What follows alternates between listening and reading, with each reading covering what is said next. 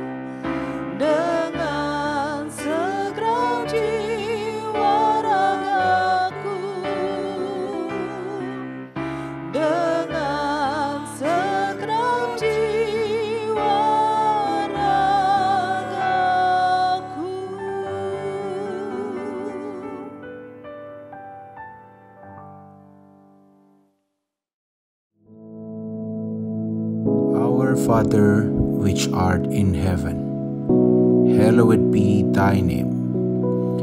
Thy kingdom come, thy will be done in earth as it is in heaven. Give us this day our daily bread, and forgive us our debts, as we forgive our debtors. And lead us not into temptation, but deliver us from evil. For thine is the kingdom, and the power, and the glory, forever. Amen.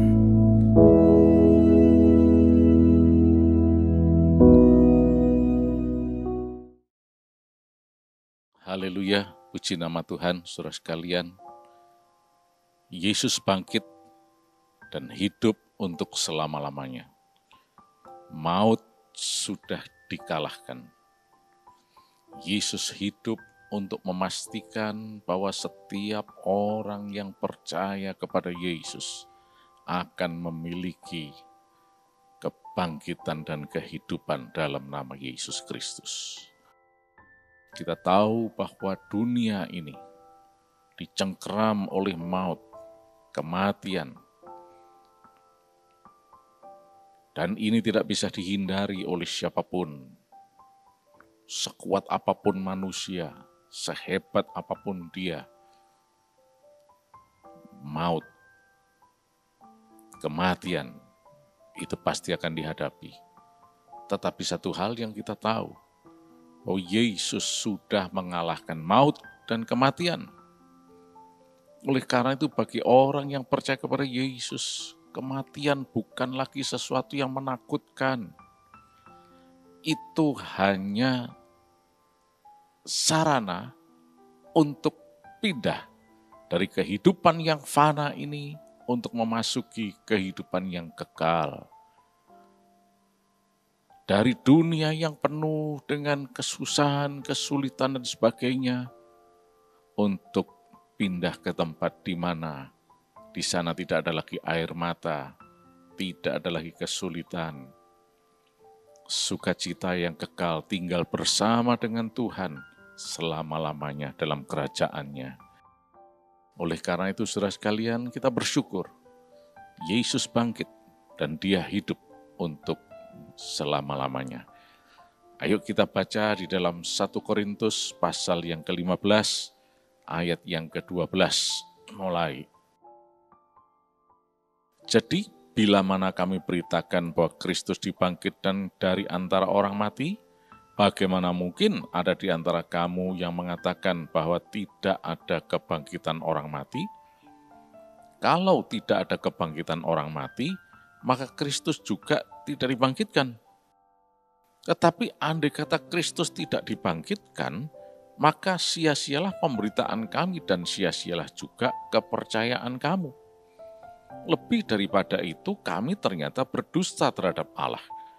Karena tentang Dia kami katakan bahwa Ia telah membangkitkan Kristus, padahal Ia tidak membangkitkannya.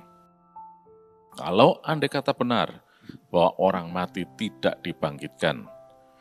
Sebab jika benar orang mati tidak dibangkitkan, maka Kristus juga tidak dibangkitkan.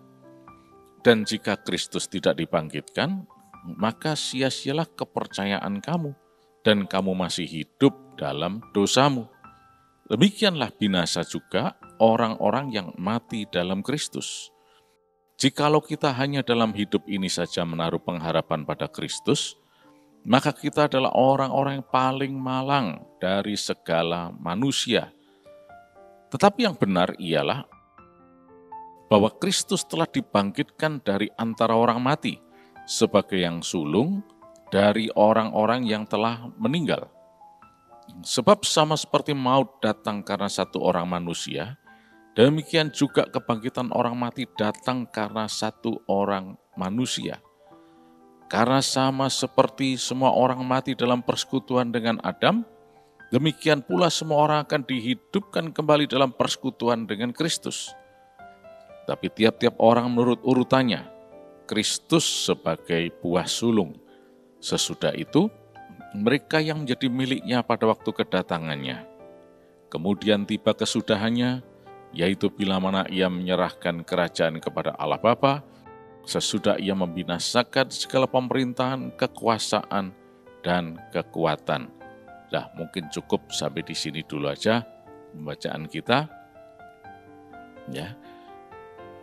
Di dalam ayat-ayat ini, Paulus ingin menjelaskan mengenai kebangkitan Kristus.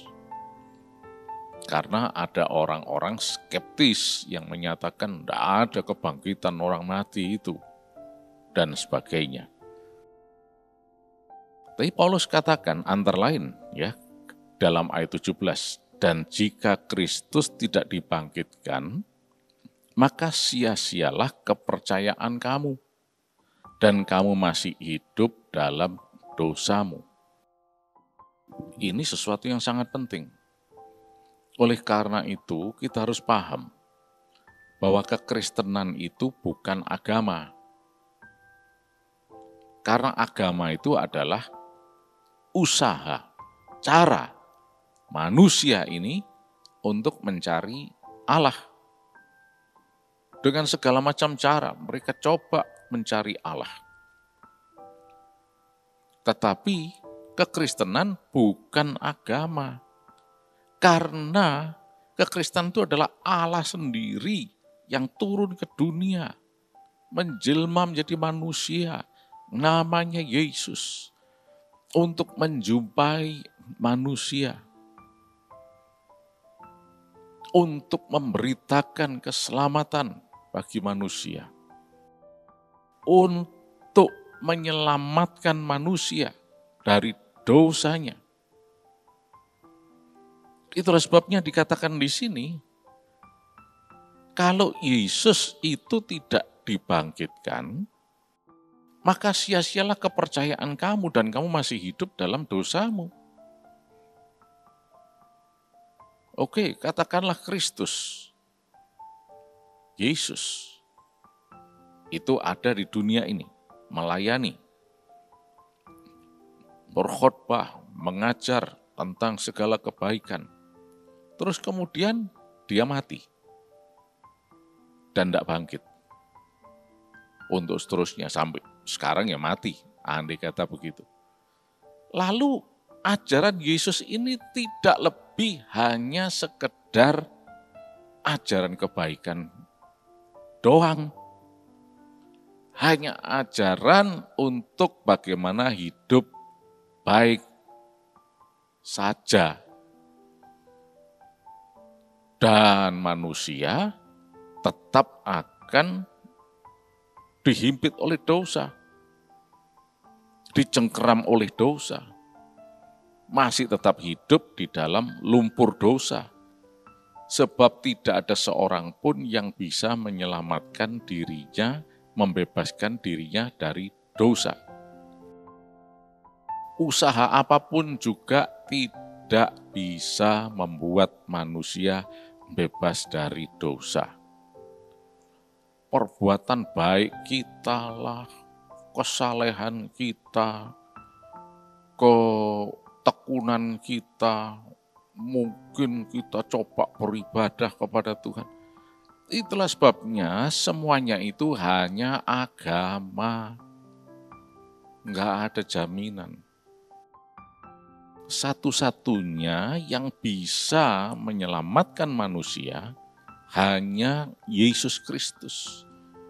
Kisah Para Rasul pasal 4 ayat 12 jelas katakan, sebab di bawah kolong langit ini tidak ada nama lain yang diberikan kepada manusia yang olehnya kita bisa diselamatkan, yaitu nama Yesus saja yang bisa menyelamatkan. Nah, oleh karena itu, saudara, di dalam hal ini kita harus memahami betul kebangkitan Yesus itu merupakan peranan yang sangat penting dalam iman percaya kita. Kalau cuma kepercayaan, keimanan banyak, tetapi percaya kepada apa, kepada siapa, itu yang penting. Percaya kepada Yesus,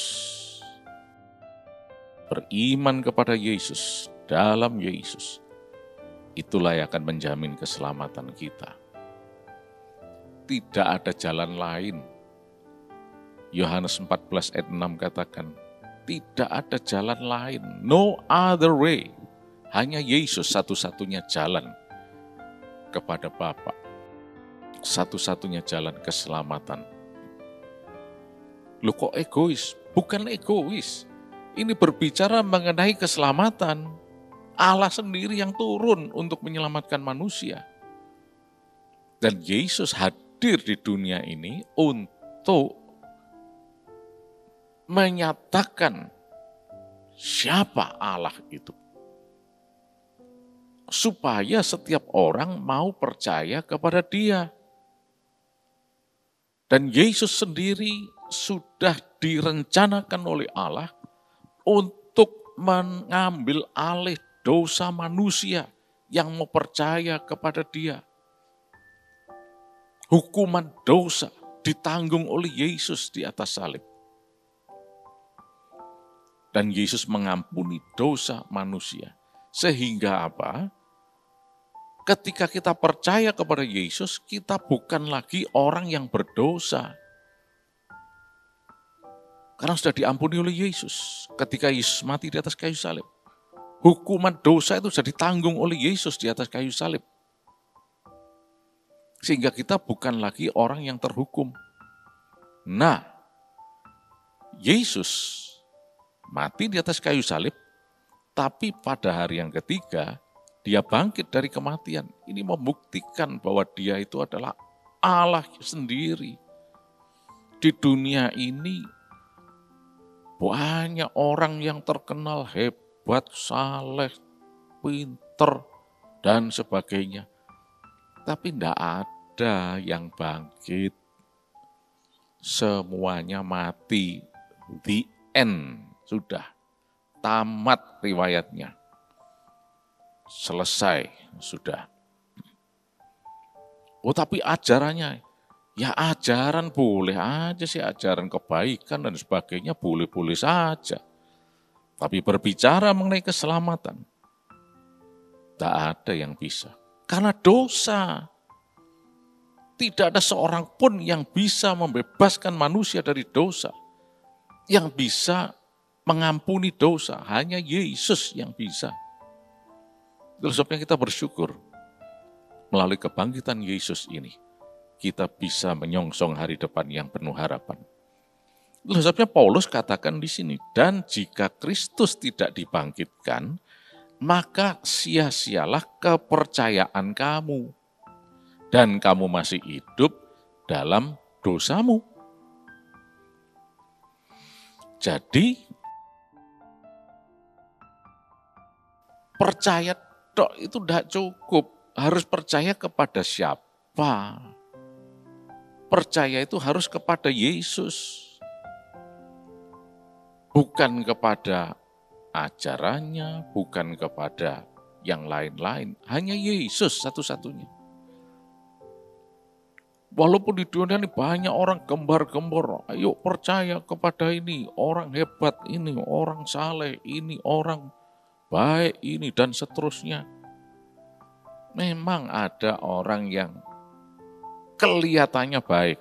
Kenapa dikatakan kelihatannya? Sebab kita cuma tahu sekian persen saja.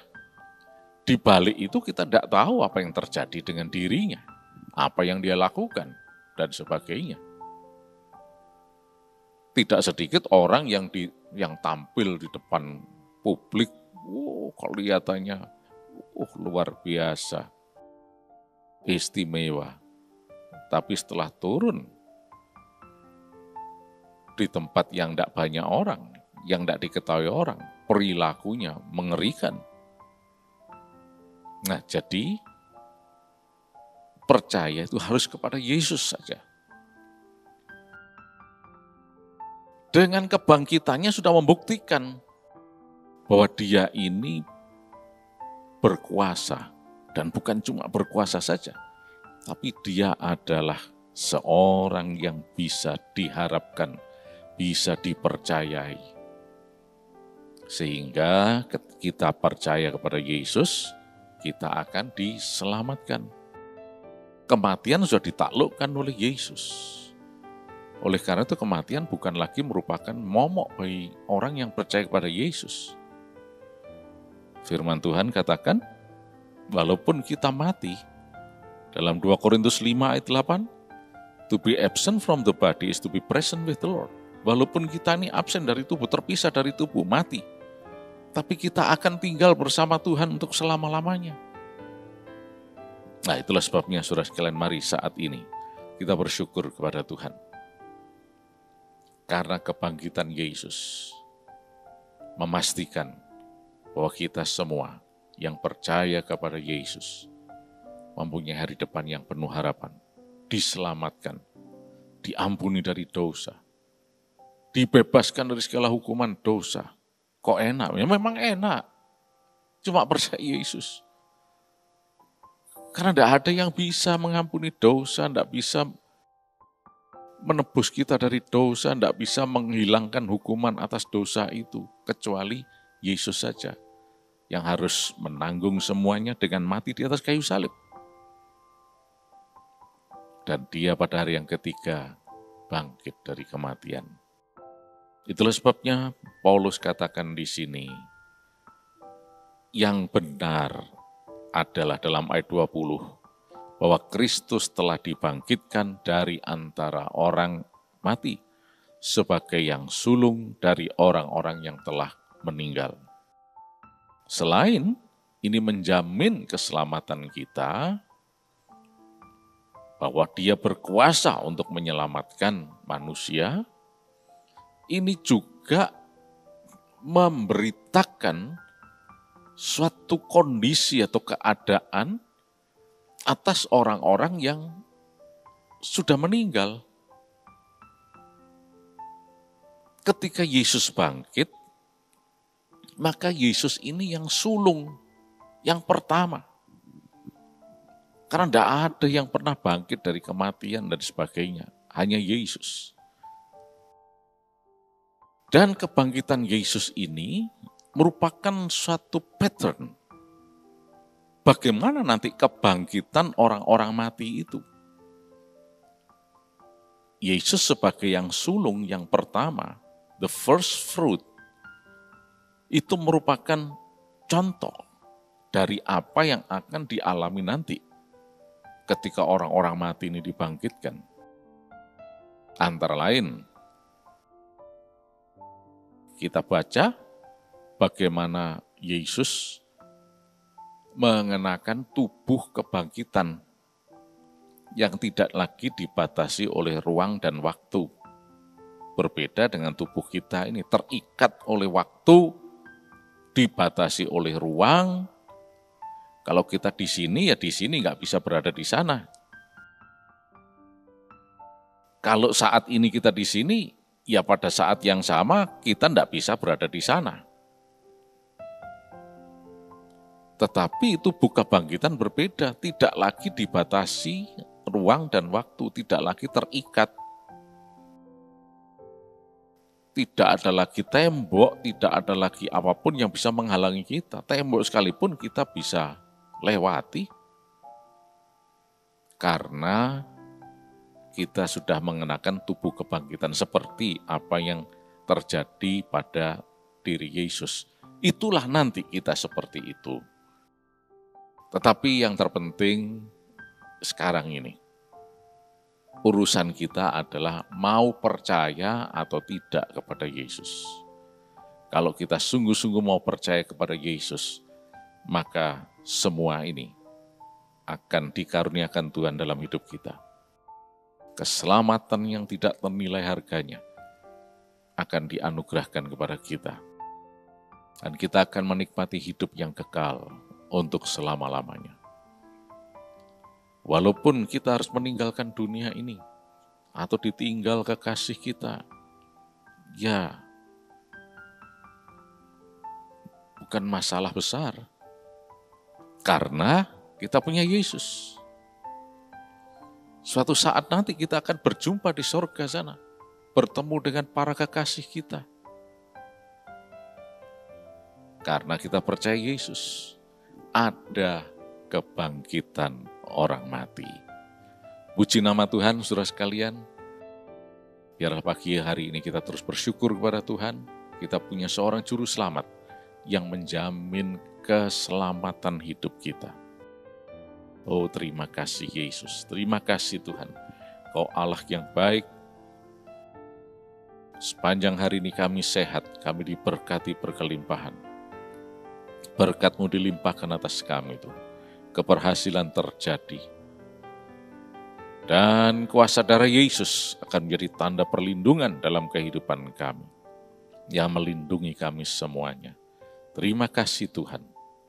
Terima kasih untuk para kekasih yang sudah mendahului kami pulang ke rumah Bapa. Terima kasih Tuhan.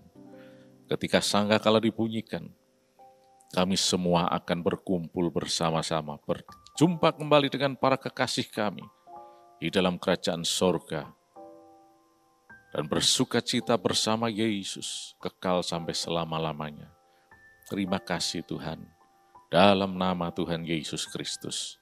Amin.